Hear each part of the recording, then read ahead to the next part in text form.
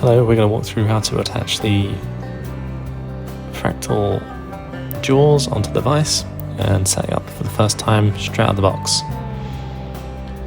So we are interested in the 4 outermost screws for the basic setup here. So that's this one, this one, this one, and this one. Take your fractal jaw, put your T25 through the block to start with. It should make it easier to line up. Place it on here like this, and use the driver provided, this Allen key, to just tighten that up. You don't tighten it all the way up just yet.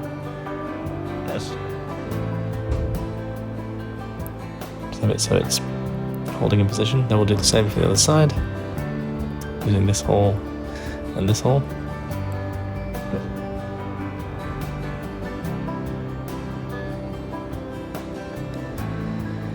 And again, just tighten those down.